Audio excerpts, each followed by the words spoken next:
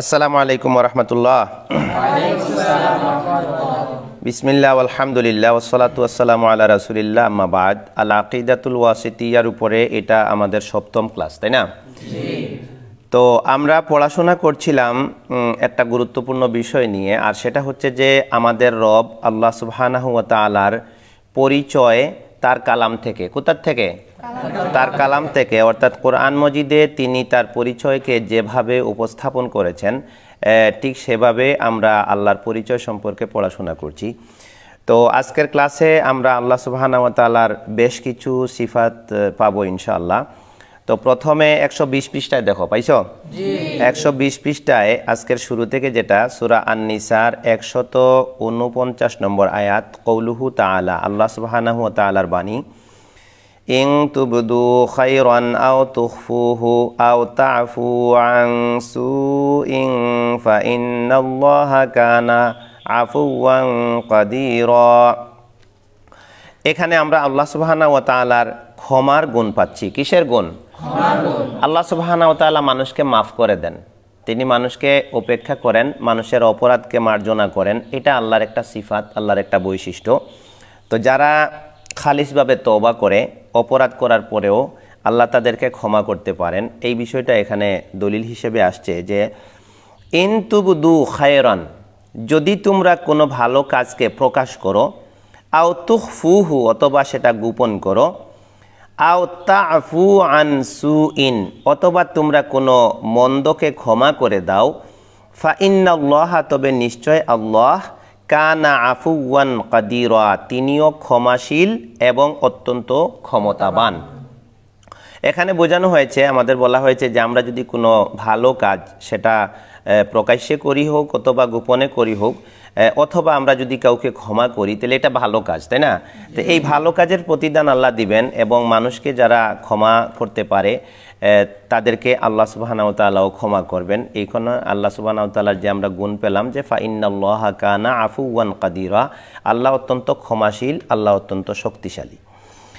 এরপর সূরা আন-নূর এর 22 নম্বর আয়াতে আছে এই রকম কথা, ওয়ালিয়াফু ওয়ালিয়াসফাহু আলা তুহিব্বুনা আন ইয়াগফিরাল্লাহু লাকুম ওয়াল্লাহু গফুরুর রহিম।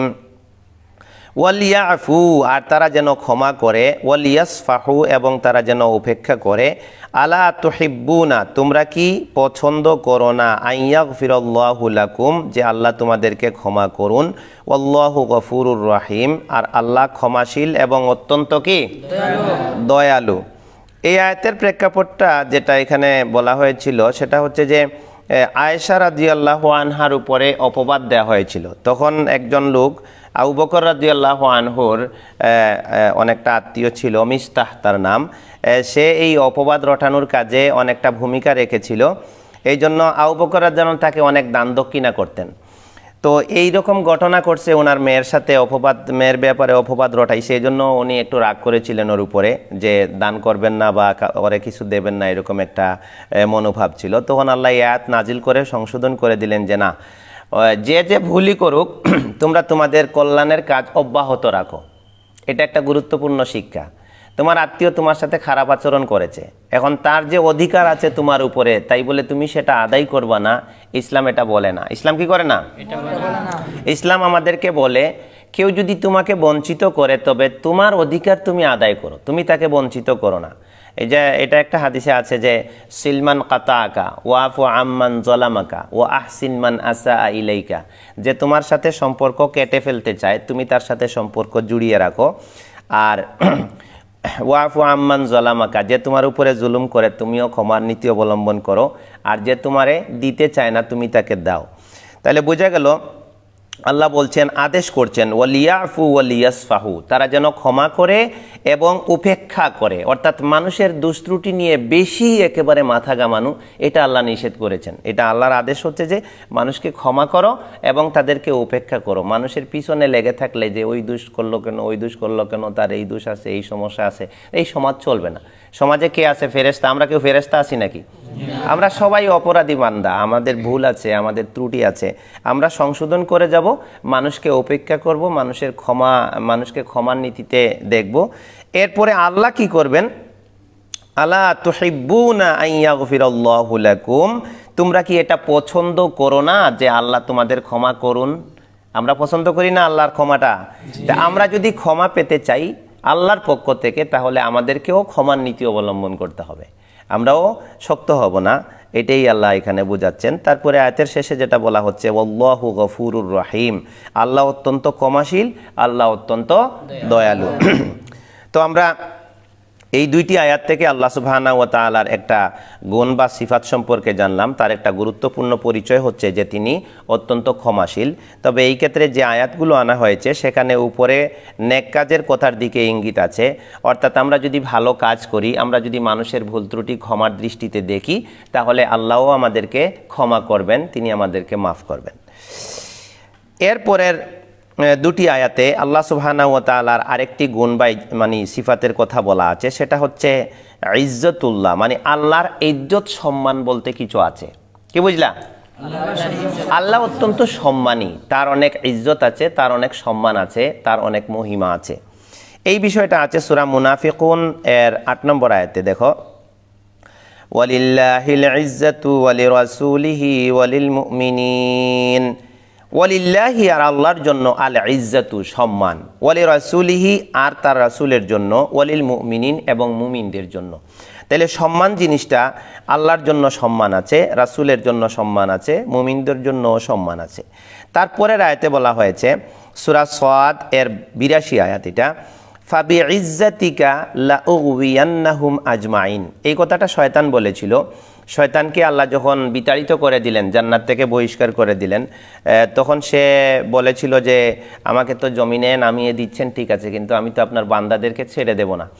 এই কসম খেয়ে বলছিল সে, ফাবি ইজ্জাতিকা, আপনার ইজ্জতের কসম। তাইলে সম্মানও জানতো যে, শয়তানও জানতো যে আল্লাহর ইজ্জত আছে। আল্লাহর কি আছে? এটা কেউ জানতো? শয়তানও জানতো। এই শয়তানই এটা বলেছিল যে ফাবি ইজ্জাতিকা, আল্লাহ আপনি তো আমাকে তাড়ায় দিয়েছেন জান্নাত থেকে, কিন্তু আপনার ইজ্জতের কসম করে বলছি, লাউগওয়িয়ান্নাহুম আজমাইন, আমি আপনার সব বান্দাকে বিভ্রান্ত করে ছাড়বো, গুমরা বানিয়ে ছাড়বো। শয়তান কিন্তু পিছনে লেগেই আছে। আজকে অধিকাংশ মানুষ আল্লাহকে মানে না, এই জন্যই যে ওদের পিছনে শয়তান লেগে আছে। অনেক ছাত্র আছে না, কোরআন শিখবো, এখানে বাড়িতে নামাজ পড়ে না, সালাত আদায় করে না, এখানে সালাত আদায় করবো, কিন্তু সে প্রথম অবস্থায় মাদ্রাসায় থাকতেই চায় না। এর কারণ কি? এর কারণ হলো শয়তান তাকে ওয়াসওয়াসা দেয়, আরে এখানে থাকবে, তুই খেলাধুলা করবে, দুষ্টামি করবে। এইভাবে শয়তান সবার পিছনে লেগে থাকে। তো এখানে সে বলেছিল যে ফাবি ইজ্জাতিকা, আল্লাহ তোমার ইজ্জতের কসম। তাইলে আল্লাহর ইজ্জত জিনিসটা আছে, সম্মান আছে। শয়তানও আল্লাহর ইজ্জতের কসম করে কথা বলেছে। তাহলে আমরা এ পর্যন্ত আল্লাহর দুইটা গুণ জানতে পারলাম। একটা হচ্ছে ক্ষমার গুণ, আর একটা কিসের গুণ? যে আল্লাহর সম্মান আছে, আল্লাহর ইজ্জত আছে, এটা জানলাম। এবার দেখো পরের পৃষ্ঠায় 121 নম্বর পৃষ্ঠা, এটা সূরা আর রহমান এর ৭ এবং ৮ নম্বর আয়াত। আল্লাহ সুবহানাহু ওয়া তাআলা অত্যন্ত প্রতাপ এবং সম্মানের মালিক। এই প্রসঙ্গে, ওই আগের প্রসঙ্গেই এই কথাটা এখানে আসছে। তাবারাকাসমু রাব্বিকা যিল জালালি ওয়াল ইকরাম। তাবারাকা অর্থ কি? বরকতময়। ইসমু রব্বিকা, তোমার রবের নাম। যিল জালাল ওয়াল ইকরাম, যিল জালাল, জালাল মানে হচ্ছে প্রতাপ, অত্যন্ত প্রতাপের মালিক তিনি, এবং ইকরাম এটা হচ্ছে সম্মান। তাহলে বোঝা গেল আল্লাহ সুবহানাহু ওয়া তাআলা অত্যন্ত প্রতাপের মালিক, তিনি অত্যন্ত সম্মানের মালিক, তার নাম অত্যন্ত বরকতময়। তাহলে এই আয়াত থেকেও আমরা এটা জানলাম যে আল্লাহ সুবহানাহু ওয়া তাআলার নাম অত্যন্ত বরকতময়, তিনি অত্যন্ত প্রতাপের মালিক, তিনি অত্যন্ত সম্মানের মালিক। এরপরের আয়াতে আমরা যেটা জানবো, এটা হচ্ছে সূরা মারিয়াম এর 65 আয়াত। এখান থেকে আমরা জানবো যে আল্লাহ সুবহানাহু ওয়া তাআলার যত সিফাত আছে, এই সিফাতের সাথে তার তো কোনো তুলনা হয় না, এমনকি তার নামের সাথেও কোনো তুলনা হয় না। আল্লাহর যে নামগুলি আছে এটা সম্পূর্ণ আলাদা, তার কোনো নামের উপমা নাই, তার মতো কিছুই হয় না। এখানে যেটা বলা হয়েছে সেটা হচ্ছে যে ফা'বুদহু ওয়াসতাবির লিইবাদাতিহি হাল তা'লামু লাহু সামিয়্যা। তুমি ফা'বুদহু, তার ইবাদত করো। কি করো? তার মানে তুমি আল্লাহর ইবাদত করো। ওয়াসতাবির লিইবাদাতিহি, তার মানে কি? তার ইবাদতে অনড় থাকো। এই কথাটাই তোমাদের বারবার বলি যে একদিন সালাতুদ দুহা পরে আর খবর নাই, একদিন তাহাজ্জুদ পড়ে ফেললা, পরে আর খবর নাই, একদিন সুন্নতে মুআক্কাদা সব পালন হইল, আরেকদিন খবর নাই, একদিন মুনাজাত করলাম, আরেকদিন খবর নাই। এই ধরনের ইবাদতের মধ্যে এই পরিপূর্ণ তৃপ্তি আসে না, ফলাফল আসে না। এই জন্য আহাব্বুল আমাল ইলাল্লাহি আদওয়ামুহা ওয়া ইন কাল্লা, আল্লাহর কাছে সবচেয়ে পছন্দের আমল সেটা যেটা পরিমাণে কম হলেও কি হয়, কন্টিনিউ, সর্বদা পালন হয়। কোনটা? যে আমল বান্দা সব সময় করে, পরিমাণ কম হলেও ওই আমলটা আল্লাহর কাছে কি পছন্দনীয়। এই জন্য এখানে এই কথাটাই বলা হয়েছে, ফা'বুদহু, তুমি আল্লাহর ইবাদত করো, ওয়াসতাবির লিইবাদাতিহি, এবং তার ইবাদতে কি করো, অনড় থাকো, সবর করো, ধৈর্য ধারণ করো, মানে ইবাদত নষ্ট করো না, ইবাদত ছেড়ে দিও না। এরপরে যেটা বলা হয়েছে, হাল তা'লামু লাহু সামিয়্যা, কেন তুমি তার ইবাদতে কষ্ট করবে না, ধৈর্য ধরবে না? হাল তা'লামু লাহু, তুমি কি তার জন্য শুনেছো সামিয়্যা, অনুরূপ কোনো নাম, অর্থাৎ আল্লাহর নামের মতো আর কোনো নাম তুমি শুনেছো, আল্লাহর সিফাতের মতো আর কোনো সিফাত তুমি দেখেছো, অর্থাৎ আল্লাহর অনুরূপ কোনো জিনিস আমরা দ্বিতীয় খুঁজে পাবো না। এই জন্য আল্লাহর ইবাদত করতে হবে, আল্লাহর ইবাদতে অনড় থাকতে হবে। এরপরে এই যে আল্লাহর মতো কিছু নাই, আল্লাহর কোনো তুলনা নাই, আল্লাহর কোনো মিসাল নাই, আল্লাহর কোনো দৃষ্টান্ত নাই, এই কথা সূরা আল ইখলাস এর 4 নম্বর আয়াতেও বলা হয়েছে কি, ওয়ালাম ইয়াকুল্লাহু কুফুয়ান আহাদ, আর তার কোনো সমকক্ষ নেই, আল্লাহর সমান কেউ নেই। আল্লাহ অদ্বিতীয়, আল্লাহ কি আল্লাহই আল্লাহ, আল্লাহর মতোই, আল্লাহ একক, তার কোনো ক্ষেত্রে কোনো জুড়ি নেই, কি নেই, কোনো জুড়ি নেই। এরপরে আমরা যে আল্লাহর বৈশিষ্ট্য বা সিফাত সম্পর্কে জানবো সেটা হচ্ছে যে আল্লাহ সুবহানাহু ওয়া তাআলার সাথে যে অনেকে শরীক করে, অংশীদার সাব্যস্ত করে, এটা সম্পূর্ণ ভুল কাজ। কারণ আল্লাহর সাথে কোনো পার্টনার নাই, আল্লাহর কোনো শরীক নাই যে ওই শরীক ওকেও আল্লাহর সাথে মিলাই দিতে হবে। আল্লাহ শরীক থেকে মুক্ত। এই ক্ষেত্রে তিনি কি দলিল পেশ করেছেন আমাদের সামনে?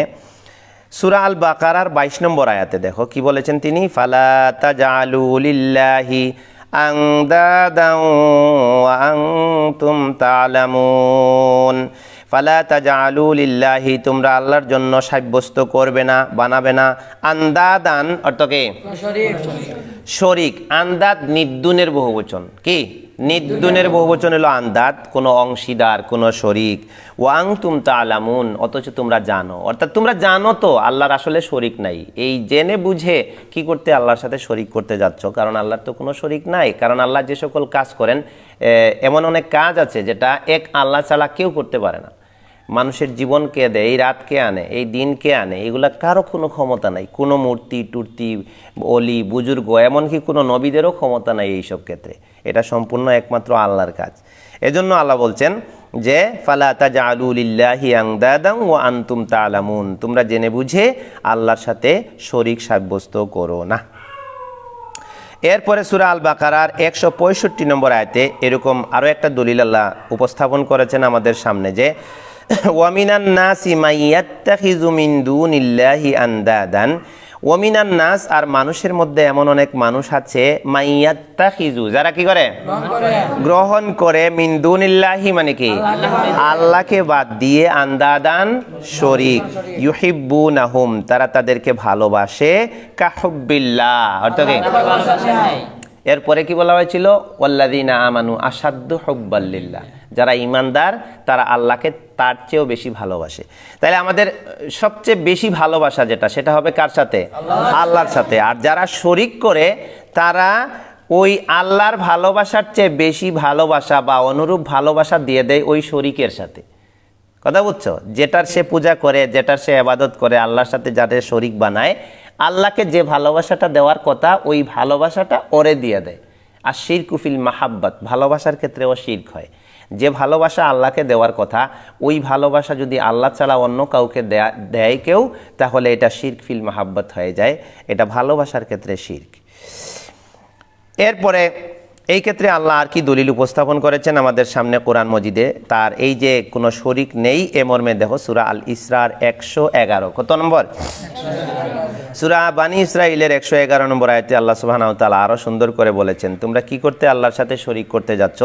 ওয়া কুলিল হামদুলিল্লাহ, তুমি বলো সকল প্রশংসা আল্লাহর। কোন আল্লাহর? আল্লাযী যিনি লাম ইয়াত্তাখিয ওয়ালাদা কি করেন না, কোনো সন্তান গ্রহণ করেন না। ওয়ালাম ইয়াকুল লাহু শারীকুন ফিল মুলক, আর তার রাজত্বে তার কোনো কি নেই, শরীক নেই। ওয়ালাম ইয়াকুল লাহু ওয়ালিয়্যুম মিনায-যুল্লি, আর ওয়ালাম ইয়াকুল লাহু তার জন্য নেই ওয়ালিয়্যুন কি কোন অভিভাবক, মিনায-যুল্লি মানে জিল্লুন অর্থ হচ্ছে নত হওয়া, নিম্ন হওয়া, মানে আল্লাহ যে তার ক্ষমতা নাই, তাকে তুলে ধরবে, তার সম্মান বাড়িয়ে দেবে, এই ধরনের কোনো শরিক নাই। আল্লাহ স্বয়ং সম্পূর্ণ, আল্লাহ সবার ঊর্ধ্বে। আল্লাহ সুবহানাহু ওয়া তাআলা সব ধরনের নিচু কাজ, হীন কাজ থেকে তিনি উপরে, কোনো অভিভাবক নাই আল্লাহকে উপরে তোলা। ওয়াকাব্বিরহু তাকবীরা, কাব্বির মানে কি, বড়ত্ব ঘোষণা করো। কাব্বির বড়ত্ব ঘোষণা করো। তাকবীরা এটা হচ্ছে মাফউলে মুতলক, মাস্তার। কোনো ফেইলের পরে যদি ওই ফেইলের মাস্তার উল্লেখ হয় তাহলে তাকে কি বলে, মাফউল মুতলক। এটা অর্থকে তাকিদ করার জন্য কোনো সময় আসে, এখানে তাকিদের জন্য আসছে। ওয়াকাব্বিরহু তাকবীরার অর্থ হচ্ছে তুমি আল্লাহর বড়ত্ব ঘোষণা করো, বড়ত্ব ঘোষণা করার মতো। কথা ক্লিয়ার? বড়ত্ব ঘোষণা করার মতো আল্লাহর বড়ত্ব ঘোষণা করো। তাহলে এই আয়াতগুলো থেকে আমরা যেটা জানলাম যে আল্লাহ সুবহানাহু ওয়া তাআলা একক সত্তা, তার কোনো শরিক নেই, তার কোনো সন্তান নেই, এবং তার বড়ত্ব ঘোষণা করার জন্য আমাদেরকে তাকিদ দেওয়া হয়েছে। এরপরে দেখো সূরা আত-তাগাবুনের 1 নম্বর আয়াত, এখানেও আল্লাহর পবিত্র ঘোষণা করতে বলা হয়েছে কি, ইউসাব্বিহু লিল্লাহি মা ফিস সামাওয়াতি ওয়া মা ফিল আরদ। ইউসাব্বিহু অর্থ কি, সাব্বাহা ইউসাব্বিহু পবিত্রতা ঘোষণা করে, লিল্লাহি আল্লাহর জন্য কোন জিনিস, মা ফিস সামাওয়াতি ওয়া মা ফিল আরদ, আসমানে যা আছে জমিনে যা আছে সব জিনিস আল্লাহর পবিত্রতা ঘোষণা করে। তাহলে বোঝা গেল আসমান জমিনে মানুষ আল্লাহর সাথে শিরিক করে, বা অনেক জিনও আল্লাহর নাফরমানি করে, কিন্তু আল্লাহর অন্যান্য সৃষ্টি যেগুলো আছে, যেমন বিভিন্ন পশু পাখি, প্রাণী জগৎ, তারপরে গাছপালা, আসমান জমিনের অন্যান্য যা কিছু আছে, আল্লাহর মালাক, ফেরেশতা, অন্য কোনো কিছুই আল্লাহর সাথে শরিক করে না। আল্লাহর কি করে তারা, ইউসাব্বিহু লিল্লাহি, তাসবিহ পাঠ করে। অন্য আয়াতে আছে যে প্রত্যেকটা জিনিস আল্লাহর তাসবিহ পাঠ করে, আল্লাহর পবিত্রতা ঘোষণা করে, কিন্তু ওয়ালাকিল্লা তাফকাহুনা তাসবিহাহুম, তোমরা তাদের তাসবিহ কি করো না, মানে প্রত্যেক জিনিস আল্লাহর পবিত্রতা ঘোষণা করে, কিন্তু আমরা তাদের ভাষা হয়তো বুঝি না। এই পাখিগুলো কি করে, আমরা মনে করি কি একটা আওয়াজ করে ডাকে, কিন্তু সে আসলে আল্লাহরই পবিত্রতা ঘোষণা করে। এই আসমান জমিনে যা জিনিস আছে সব কিছুই মূলত আল্লাহর পবিত্রতা, মহিমা, আল্লাহর প্রশংসায় নিয়োজিত আছে। আমরা এগুলার অনুভূতি অনেক সময় বুঝি না, বা আমরা বুঝতে পারি না যে আসলে সে আল্লাহর গুণগান করতেছে, আমরা মনে করতেছি সে অন্য কিছু করতেছে। তো এই কথাটাই আল্লাহ বললেন যে ইউসাব্বিহু লিল্লাহি মা ফিস সামাওয়াতি ওয়া মা ফিল আরদি, আসমান জমিনে যা কিছু রয়েছে সব কিছুই আল্লাহর পবিত্রতায় নিয়োজিত আছে, পবিত্রতা ঘোষণায়। লাহুল মুলকু, সমস্ত রাজত্ব কার, আল্লাহর। ওয়ালাহুল হামদু, সকল প্রশংসা কার, আল্লাহর। ওয়া হুয়া আলা কুল্লি শাইইন কাদির, আর প্রত্যেক বিষয়ে সর্বময় ক্ষমতার মালিক কে, আল্লাহ। তাহলে আমরা আল্লাহর যে এই আয়াতে আল্লাহর যে সিফাত জানলাম, যে আমরা হয়তো ভুল করি, আল্লাহর নাফরমানি করি, আল্লাহর সাথে শিরিক করে ফেলি, কিন্তু আল্লাহ সুবহানাহু ওয়া তাআলার আসমান জমিনে যা কিছু আছে সব আল্লাহর পবিত্রতা ঘোষণা করে, শিরিক থেকে মুক্ত। আল্লাহকে জানায় দেয় যে আল্লাহ তুমি পবিত্র, তুমি শিরিক থেকে মুক্ত। এরপরে আসমান জমিনের যত রাজত্ব আছে, যত প্রশংসা আছে, যত ক্ষমতা আছে সব নিয়ন্ত্রণ করেন কে, আল্লাহ, সব কিছু তার।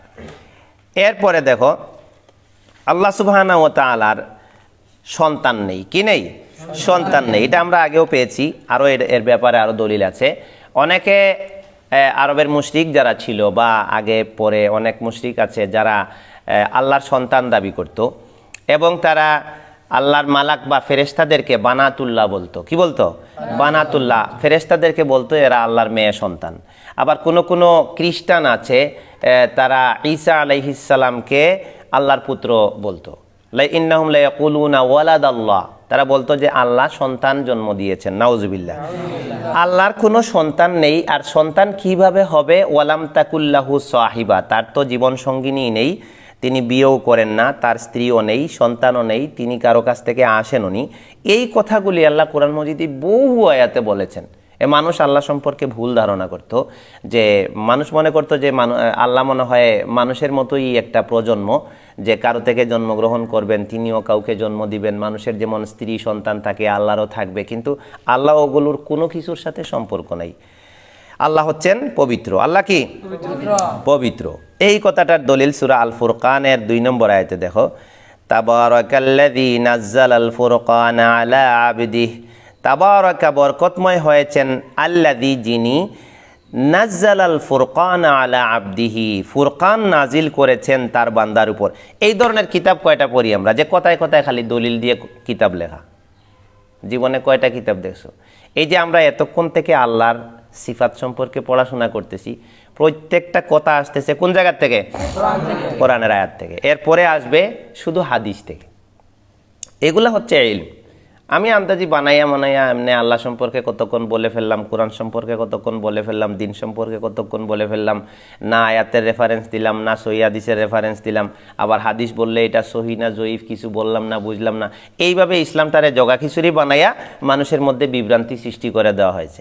এখন ভালো জিনিস যখন মানুষের কাছে যাচ্ছে, তখন মানুষ মনে করতেছে আরে এতদিন একভাবে শুনলাম, এটা আবার কি কয়? এতদিন জানলাম আল্লাহ সব জায়গায় আছেন, এখন কয় আল্লাহ সব জায়গায় না, আল্লাহ আরশের উপরে আছেন, আল্লাহ সব জায়গায় আছেন তার ইলম দিয়ে, তার ক্ষমতা দিয়ে। এখন তো আগে বুঝি যে না, আল্লাহ কলবে কলবে আছেন, আল্লাহ সব জায়গায় বিরাজমান। এইগুলা বিভিন্ন ধরনের ভুল বিশ্বাস মানুষ সমাজের মধ্যে ছড়ায় দিছে। এগুলার কারণ হচ্ছে বিশুদ্ধ দলিল থেকে বিশুদ্ধ বুঝ অনুযায়ী মানুষকে ইলম দেওয়া হয়নি। কি বুঝলা? বিশুদ্ধ দলিল থেকে বিশুদ্ধ বুঝ অনুযায়ী সালাফদের যে বুঝ ছিল, আমাদের পূর্বপুরুষ সাহাবায়ে কেরাম যেভাবে আয়াত বুঝেছিলেন, নবী যেভাবে বুঝেছিলেন, হ্যাঁ, ওই বুঝ অনুযায়ী মানুষকে যদি ইসলাম দেওয়া হতো, বুঝ দেওয়া হতো, তাহলে আজকে এই বিভ্রান্তিটা হতো না, মানুষের মধ্যে এত ভ্রান্তি থাকতো না। এরপরে দেখো এই যে আয়াতটাতে কি বলা হচ্ছে, তাবারাকাল্লাযী নাজ্জালাল ফুরকানা আলা আবদিহি, বরকতময় সেই সত্তা যিনি নাজ্জালা কি করেছেন? অবতীর্ণ করেছেন, নাজিল করেছেন, আল ফুরকানা কি? ফুরকান, আলা আবদিহি তার বান্দার উপরে। ফুরকান মানে কি? এখানে কোরআনকে বোঝানো হয়েছে। ফুরকান মানে হচ্ছে এখানে কোরআন। তাহলে প্রশ্ন হলো, কোরআনকে ফুরকান বলা হলো কেন? ফুরকান শব্দ ফারকুন থেকে এসেছে। কিসের থেকে? ফারকাফ। আল ফারকুর অর্থ হচ্ছে বিচ্ছেদ করা, আলাদা করা। কি? তাফরিক করা, বিচ্ছেদ করা, আলাদা করাতে কোরআনকে ফুরকান বলা হচ্ছে। কোরআন আলাদা করে দেয়। এখন প্রশ্ন হতে পারে কি আলাদা করে দেয়, কিসের থেকে? আলাদা মানে কি? একটা জিনিস থেকে একটা জিনিস আলাদা করা। যেমন আমি বই থেকে একটা পাতা আলাদা করে ফেললাম, এটারে ফারকুন করলাম। তো এখন কোরআন কি আলাদা করে? কোরআন সত্যকে মিথ্যা থেকে আলাদা করে, হককে বাতিল থেকে আলাদা করে, তাওহীদকে শিরিক থেকে আলাদা করে। এটা হচ্ছে, এই জন্য কোরআন হচ্ছে ফুরকান। কোরআন কি? ফুরকান। এখন যদি কেউ প্রশ্ন করে যে কোরআনকে যে আল্লাহ ফুরকান বললেন কি কারণে, তাহলে উত্তর দিতে পারবা না? কি বলবা? যে ফুরকান অর্থ পার্থক্যকারী। ফুরকান মানে কি?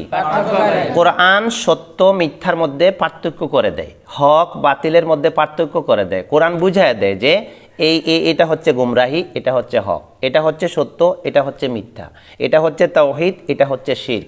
এটা কোরআন পড়লে পড়তে পড়তে আয়াতে আয়াতে এই জিনিসগুলি পরিষ্কার হয়। এই জন্য কোরআন হচ্ছে ফুরকান। ক্লিয়ার কথা? এখন আর ফুরকান কেন কোরআন, এটা তো আর বলতে সমস্যা হবে না ইনশাআল্লাহ। তাবারাকাল্লাযী নাজ্জালাল ফুরকানা আলা আবদিহি, আল্লাহ তার বান্দার উপরে ফুরকান নাজিল করেছেন। কি জন্য? লিয়াকুনা লিল আলামিনা নাযীরা, লিয়াকুনা যাতে তিনি হতে পারেন, লিল আলামিনা বিশ্বজগতের জন্য, নাযীরান কি? সতর্ককারী। নবী মুহাম্মদ সাল্লাল্লাহু আলাইহি সাল্লামকে আল্লাহ সতর্ককারী হিসেবে পাঠিয়েছেন। কাদের জন্য? বিশ্বজগতের জন্য। এই আল্লাহকে, আল্লাযী লাহু মুলকুস সামাওয়াতি ওয়াল আরদ, যার রাজত্ব, যার হাতে রয়েছে, লাহু যার জন্য রয়েছে আসমান জমিনের রাজত্ব, লাহু মুলকুস সামাওয়াতি ওয়াল আরদ, আসমান জমিনের সকল রাজত্ব যার হাতে রয়েছে, তিনি এই কোরআন নাজিল করেছেন। আর কি? ওয়ালাম ইয়াত্তাখিয ওয়ালাদা, তিনি কি গ্রহণ করেন না? দেখো আল্লাহ স্পষ্ট তার ভাষায় বলে দিচ্ছেন, ওয়ালাম ইয়াত্তাখিয ওয়ালাদা, তার কোনো সন্তান নেই। ওয়ালাম ইয়াকুল্লাহু শারীকুন ফিল মুলকি, তার রাজত্বে কোনো শরিক নেই। এই যে মানুষ অনেক বানিয়ে নিয়েছে যে আল্লাহ, হ্যাঁ ঠিক আছে আল্লাহ তো আছেন, তার রাজত্ব আছে, তবে তার কিছু শরিক আছে, এরা ছাড়া তার রাজত্ব চলে না। নাউজুবিল্লাহ। আল্লাহ বলছেন লাম ইয়াকুল্লাহু শারীকুন ফিল মুলকি, আল্লাহর রাজত্বে কোনো শরিক নেই। ও খালাকা কুল্লা শাইইন, আর তিনি প্রত্যেকটা জিনিসকে সৃষ্টি করেছেন। ফাকাদ্দারাহু তাকদীরা, এবং প্রত্যেকটা জিনিসের তাকদীর ঠিক করেছেন। কি করেছেন? আজকে বৃষ্টি কতটুকু পরিমাণ হবে, আগামী 1 বছরে কত মানুষ দুনিয়াতে আসবে, কত মানুষ মারা যাবে, কে কোথায় রিজিক পাবে, কত গাছ উৎপন্ন হবে, দুনিয়াতে আসমান থেকে কি নাজিল হবে, কি দুনিয়া থেকে বিদায় হয়ে যাবে, সব জিনিসের কার কোন বয়সে কি অবস্থা দাঁড়াবে, কে কত রুজি করবে, এগুলো আল্লাহ সব ঠিক করে রাখেন। এটা আল্লাহর অনেক পাওয়ারফুল ক্ষমতা থাকার কারণে আল্লাহ এই কাজটা করতে পারেন। আমরা আমাদের নিজেদের ভবিষ্যৎ সব ঠিক করতে পারি না, পারি?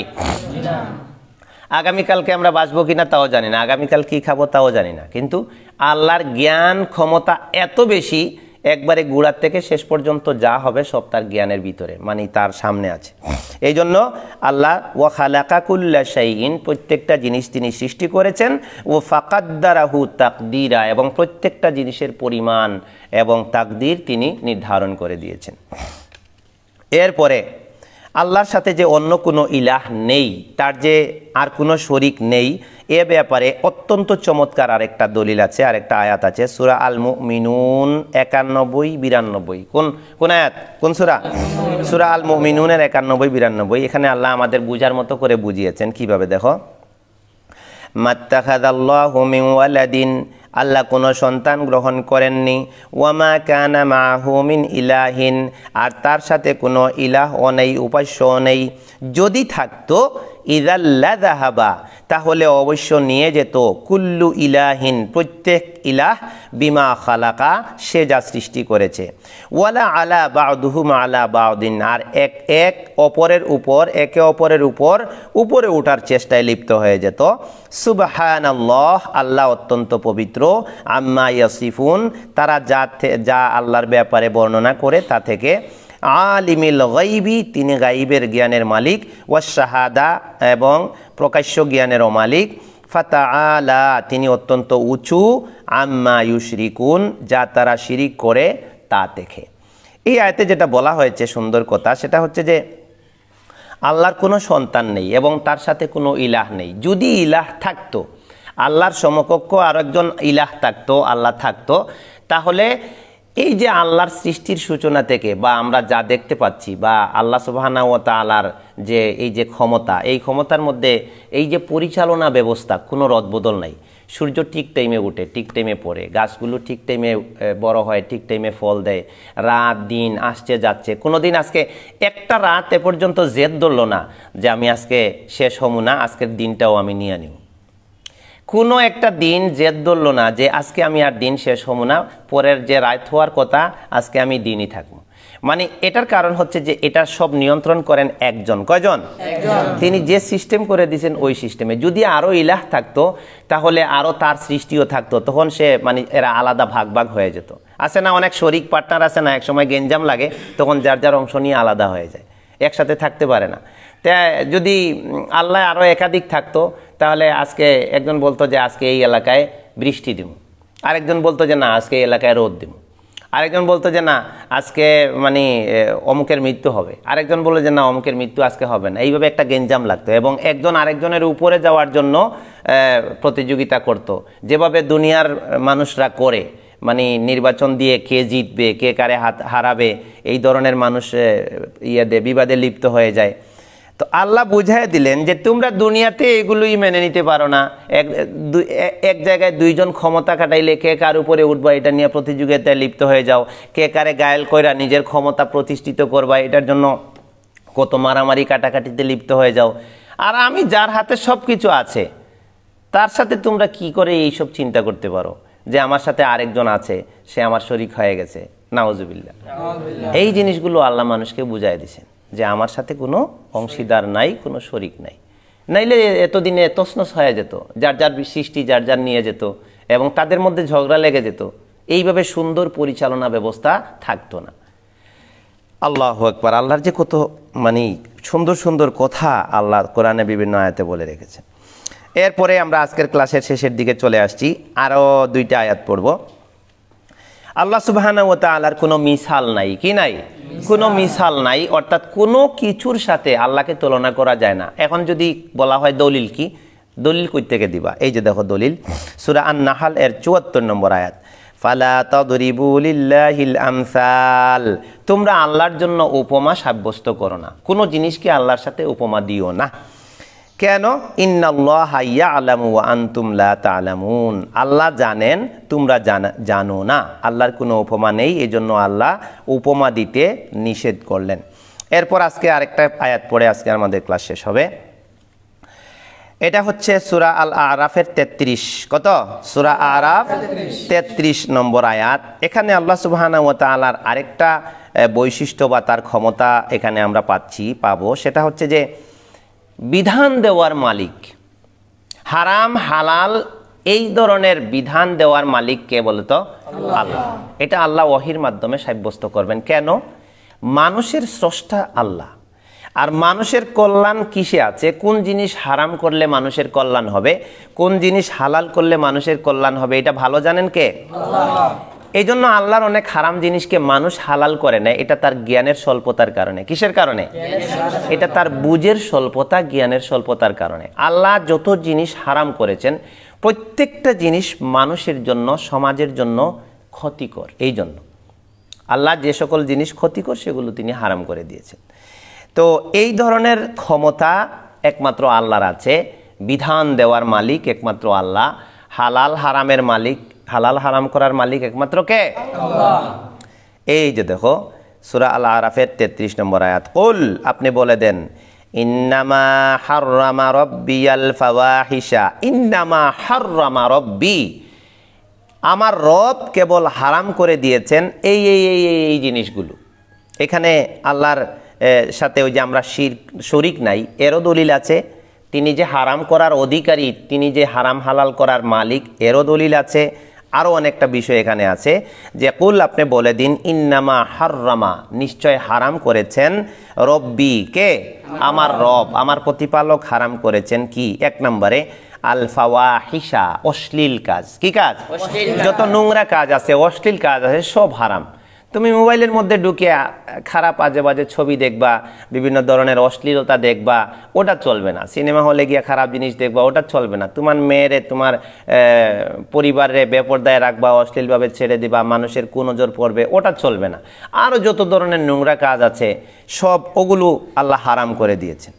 কি? মা জহারা মিনহা ওয়া মা বাতানা, গোপন এবং প্রকাশ্য।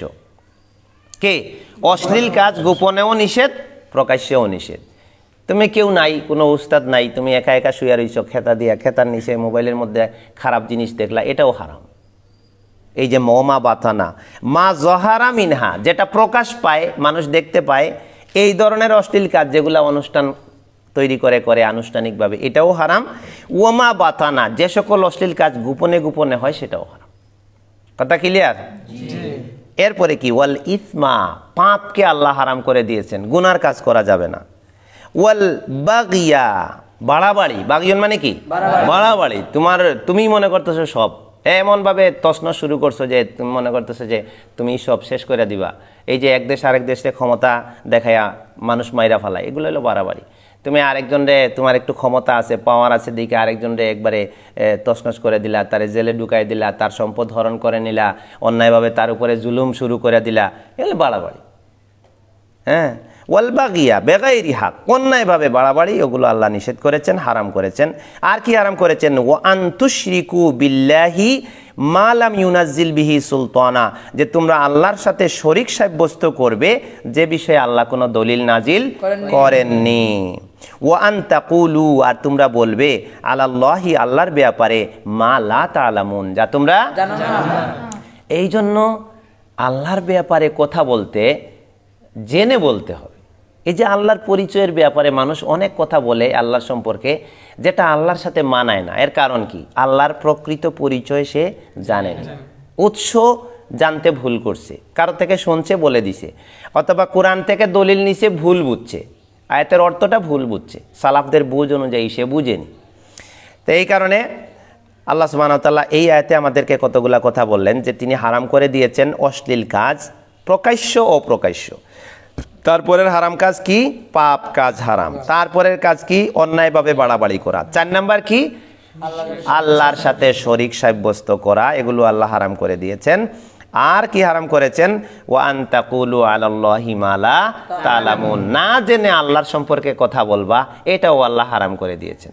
5টা হারাম কাজ আছে এই আয়াতের মধ্যে। কয়টা? 5টা।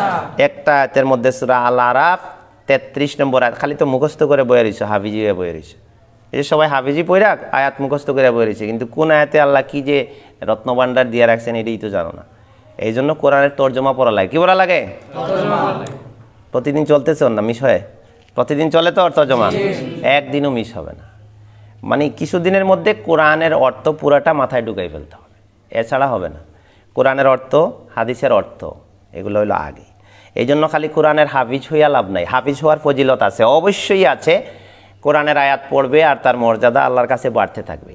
কিন্তু যদি ঈমান না থাকে তাহলে তো জান্নাত থাকবে না, তাইলে মর্যাদা কই থেকে পাবে? কথা ক্লিয়ার? হাফিজের মর্যাদা আছে, সে আয়াত মুখস্থ পড়বে আর জান্নাতে উপরে উঠতে থাকবে, কিন্তু গোড়ায় একটা শর্ত আছে, সেটা হচ্ছে ঈমান থাকতে হবে, তাওহীদ থাকতে হবে। এখন সে যদি একজন হাফিজ হয়েছে ঠিকই, কিন্তু তাওহীদই বুঝে না, সে তার রবকেই চিনে না, সে শিরকের মধ্যে লিপ্ত আছে। সেই যে হারাম কাজগুলো আল্লাহ বললেন যে অশ্লীল কাজ, গুনাহ, বাড়াবাড়ি করা, শিরিক করা, আল্লাহর ব্যাপারে না জানে কথা বলা, এই কথাগুলো তো আল্লাহ আয়াতে বলে দিয়েছেন, এটাও তো সে জানে না। তাহলে কি হলো? হাফিজ হয়ে তো সে যদি তাওহীদ নষ্ট করে তো সেই জান্নাতে যাবে না, তাহলে সুপারিশই বা করবে কারে? আর উপরেই বা যাবে কখন? একটা সিঁড়িতে পাড়া দিলে সে না উপরে ওঠা যায়, সিঁড়ির কাছেই যদি যেতে না পারে তো উপরে উঠবে কিভাবে? এই জন্য কোরআন হেফজ চলবে, পাশাপাশি কোরআনের অর্থ চলবে। বা যার আমরা হাফিজি শেষ করার পরে সাথে সাথে কোরআনের অর্থ কন্টিনিউ পড়তে হবে। এমন কোনো দিন যাবে না যেদিন কোরআনের অর্থ আমরা পড়ব না। ঠিক আছে কথা? তাহলে আজকে আমরা কি জানলাম? আল্লাহ সুবহানাহু ওয়া তাআলার পরিচয় সম্পর্কে, আল্লাহর ক্ষমার কথা জানলাম। কিসের কথা? যে আল্লাহ অত্যন্ত ক্ষমাশীল। তারপরে জানলাম আল্লাহ অত্যন্ত ইজ্জত সম্মানের মালিক। ঠিক আছে? আমরা 3টা আয়াত এখানে পড়েছি যে ওয়ালিল্লাহিল ইজ্জাতু ওয়ালি রাসূলিহি ওয়ালিল মুমিনিন ফাবিইজ্জাতিকা লাউগবিয়ান্নাহুম আজমাইন তাবারাকাসমু রাব্বিকা যিল জালালি ওয়াল ইকরাম। সব আয়াতগুলোতে আল্লাহর সম্মানের কথা বলা আছে। তারপরে আমরা জানলাম ওয়ালাম ইয়াকুল্লাহু কুফুয়ান আহাদ হাল তা'লামু লাহু সামিয়া, মানে আল্লাহর কোনো কি নাই, ও শরীক নেই, কোনো উপমা নেই, কোনো তুলনা নেই। তারপরে আমরা জেনেছি যে আল্লাহর শরীক নেই, আল্লাহর সন্তান নেই, আল্লাহ অত্যন্ত পবিত্র, আসমান জমিনের সব কিছু এক কথায় আল্লাহর পবিত্রতা ঘোষণায় লিপ্ত রয়েছে। তারপরে আমরা জানলাম যে আল্লাহর সন্তান নেই, অন্য কোনো ইলাহ নেই। যদি আল্লাহর সাথে অন্য ইলাহ থাকতো তাহলে কি হতো বলতো? আল্লাহ কি বলেছেন? কি হতো? ইযাল লাযাহাবা, তারা একে অপরের অংশ নিয়ে যেত, সে যে যা সৃষ্টি করেছে, মা খালাকা। আর ওয়ালা আলা বাদুহুম আলা বাদ, মানে একদল আরেক দলের উপরে উঠার চেষ্টা করতো, একজন আরেকজনের উপরে উঠার চেষ্টা করতো। যদি আল্লাহর সাথে আরো ইলাহ থাকতো, নাই বিদায় আল্লাহর এই সৃষ্টির মধ্যে আমরা কোনো ব্যতিক্রম দেখতে পাই না, কোনো ঝগড়ার কোনো কিছু দেখতে পাই না। যে সিস্টেমে আল্লাহ সৃষ্টির সূচনা লগ্ন থেকে যেটা যেভাবে সেট করে দিয়েছেন ঠিক ওটা ওভাবে চলছে। কত হাজার হাজার জিনিস পড়ে আছে, কোটি কোটি লক্ষ লক্ষ গ্রহ, নক্ষত্র, তারকা, এই যে সৌরজগৎ, জীবজগৎ, জড় জগৎ, হ্যাঁ, সমুদ্রের নিচে কত প্রাণী জগৎ পড়ে আছে। সব কিছু তার একটা সিস্টেমের ভিতর দিয়ে চলছে, কোনো জায়গায় কোনো ঝামেলা হচ্ছে না। এগুলা আল্লাহ সব নিয়ন্ত্রণ করেন একজন, এই জন্য। তারপরে আমরা সবশেষে জানলাম যে আল্লাহকে তুলনা দেওয়ার, কোনো কিছুর সাথে তুলনা দেওয়া যাবে না। কি দেওয়া যাবে না? লা তাদরিবু লিল্লাহিল আমসাল, কোনো জিনিস দিয়ে আল্লাহকে তুলনা দিবা না। এখন মূর্তি বানাইলো, মূর্তি বানাইয়া এই যেটারে পূজা করতেছে, সিজদা দিতেছে, খাবার দিতেছে, আল্লাহরে সম্মান করার মতো সম্মান করতেছে, ভালোবাসা দিতেছে, আবার শেষ করে এটারে নিয়ে নদীর মধ্যে ফালায় দিতেছে। তে স্রষ্টা যার ইবাদত করা হবে এটা কি ফালানোর জিনিস নাকি? এই কি বুঝ, এটা মানে বুঝের ভুলের কারণে। কিসের কারণে? একটা জিনিস আমি বানাইলাম, বানাইয়া এটারেই মনে করলাম যে এটাই রব, এটাই উপাস্য, এটার আবার সিজদা করলাম, এটারে সব সম্মান দিলাম, আবার এটারে নিজেই ভাঙ্গা নদীতে ফালায় দিলাম। এটা কি? এটা তো হয় না। ও কি করতে পারে? ও তো ওর নিজেরও তো লাভ ক্ষতি কিছুই করতে পারে না। মানুষ কিন্তু অহরহ এগুলা করতেছে। তো যাক, আল্লাহ হেফাজত করুক। আল্লাহ সুবহানাহু ওয়া তাআলা মূলত এই জিনিসটাই তার কোরআনে বিভিন্ন আয়াতে বুঝিয়েছেন যে দুনিয়ার মানুষ, আমি একক সত্তা, তোমরা বানানো ইলার ইবাদত করো না, আমার ইবাদত করো। ওই যে ওয়া আনতুশরিকু বিল্লাহি মা লাম ইউনাজ্জিল বিহি সুলতানা, যার ইবাদত করতে হবে আমি দলিল দিয়ে বলিনি, তার ইবাদত তোমরা করো না। আল্লাহ আমাদের শিরিক থেকে হেফাজত করুন, আমিন। তার পরিচয় ভালোভাবে জানার তৌফিক দান করুন, আমিন। আর তার পরিচয় ভালোভাবে জেনে সেইভাবে ঈমান আনার তৌফিক দান করুন, আমিন। সুবহানাকাল্লাহুম্মা ওয়া বিহামদিকা আশহাদু আল্লা ইলাহা ইল্লা আনতা আস্তাগফিরুকা ওয়া আতুবু ইলাইক।